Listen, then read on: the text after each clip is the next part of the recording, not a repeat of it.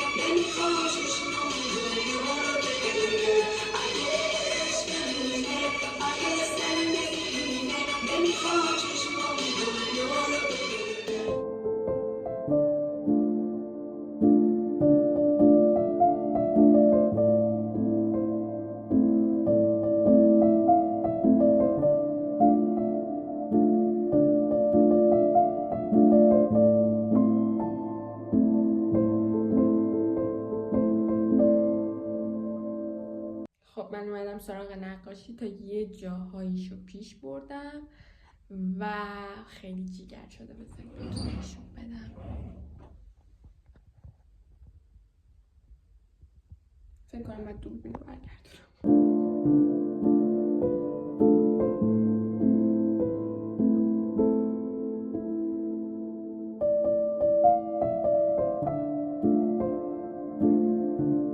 عاشق زندگیت باش. چرا؟ چون این زندگی توه. اگه سخته، اگه آسون، زندگی توه. اگه کمه، اگه زیاد، مال توه. نه تنها باش نجنگ، نه تنها بپذیرش، بلکه عاشقش باش. وقتی عاشق زندگی باشی، با همه سختی‌ها و به هم ریختگی‌ها و سردرگمی‌ها، متوجه میشی که اتفاقات زندگی به تو اتفاق نمیفتن، برای تو اتفاق میفتن. همه بالا پایینا، داشتن‌ها و از دست دادن‌ها، تاییدها و تکذیب‌ها برات درس دارن. اگه اون درس رو بگیری، رشد میکنی و وارد مرحله بالاتری از زندگیت و ارتباط با دنیای اطرافت میشی. اگر هم درس رو نگیری، خب اون اتفاق تکرار میشه تا وقتی که درسش رو بگیری. وقتی به این شکل به زندگی نگاه کنی، دیگه مدام نمیپرسی خدایا چرا من؟ گله نمی کنی. دنبال دلیل نیستی، دنبال درسی، دنبال رشدی. کار من و تو دونستن دلیل امواج نیست. کار من و تو فقط موج سواریه. یادگیری اینه که دست برداریم از این نگاه بچگونه که همه چیز باید جوری که من میخوام باشه. کسی رو از دست ندم، شکست نخورم، مریض نشم، چیزی که میخوام بمونه و چیزی که نمیخوام بره. این نگاه اعلان جنگه با واقعیت زندگی. به جای جنگ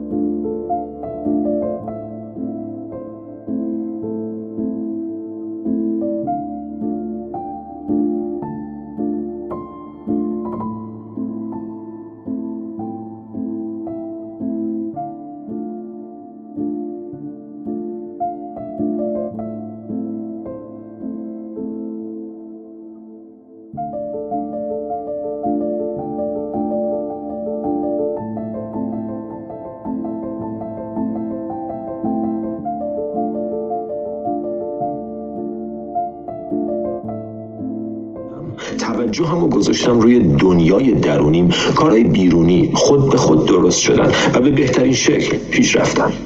از اونور برعکس، هر وقت همه توجهمو صرف بیرون کردم، تلاش برای دستکاری و تقلا برای رسیدن به چیزایی که میخواستم، نه تنها کارها خوب پیش نرفتن، بلکه اون وسطا خودم هم فراموش کردم.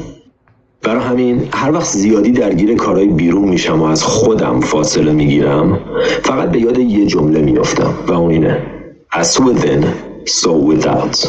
هر طور که درونه، بیرونم همونطوره. اگه میخوای اوضاع بیرون سر و سامون داشته باشه، به درونت سر و سامون بده. اگر درونت آشفته است، نگرانه، پر از غضب و حرص و حسرته، فقط بیرون بیشتر همین چیزا رو خلق میکنی. از هر وقت از دنیای بیرون و شرایطت ناراحتی، توجهتو بیار به دنیای درون، به تنها چیزی که روش کنترل داری و اون افکارت، احساساتت و نگرشته. اگرم حرف منو تو این زمینه قبول نداری، اینم یه شعر از مولانای عزیز: راه لذت از درون دان نه از برون، ابلهی دان جستن قصر و حصون. آن یکی در کنج مسجد مست و شاد، وان دگر در باغ ترش و بی‌مراد. anyways، خب تو اپیزود قبلی در مورد خطاهای شناختی یا کاگنیتیو